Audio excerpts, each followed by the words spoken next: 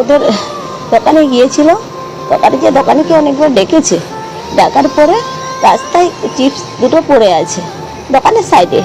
তখন সন্তান কী করেছে, চিপস দুটো গুঁড়িয়ে অনেকবার ডেকেছে, সাড়া দেয়নি, চিপস সন্তান নিয়ে চলে গেছে।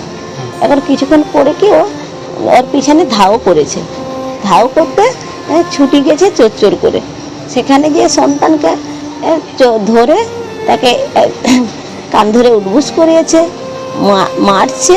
হ্যাঁ, তারপরে আবার বলেছে যে তুমি তোমার বাবা মাকে নিয়ে তুমি যাবে, আমি পুলিশ, তোমাকে দেখবে জেলে ধরে দেবো আমি, বলেছে।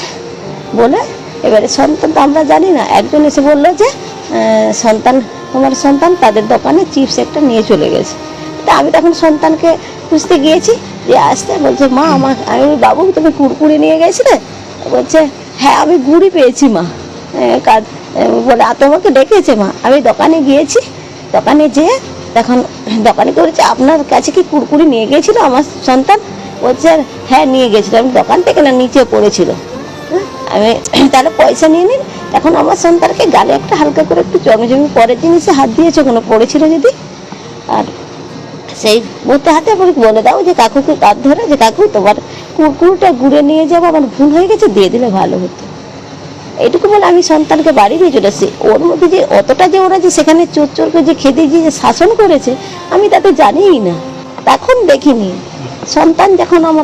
যখন সন্তানকে তুলে নিয়ে যাই যে মা আমি চুরি করিনি, মৃত্যু সঙ্গে পাঞ্জা লড়ছে সন্ধ্যা, তখন বলেছে আমাকে সন্তান। আমি দেখছি, আমি নিজে ভাবছি যে আমার সন্তানকে ওই 3টা কুরকুরের মূল্যে যখন আমার সন্তান যখন চলে গেল, আমি চাইছিলাম যে আমাকে এই 3টা কুরকুরের মূল্য আমার সন্তানকে ফিরিয়ে দাও। ওর জন্য বাড়িতে আমি নিয়ে গেলাম যে দাও আমাকে আমার সন্তান ফিরিয়ে দাও। 3টা কুরকুরের মূল্যে যখন ওই 3টা কুরকুরের মূল্যে যদি আমি কুরকুরের দাম দিয়ে দিব, আমার সন্তানকে আমার কোলে ফিরিয়ে দাও।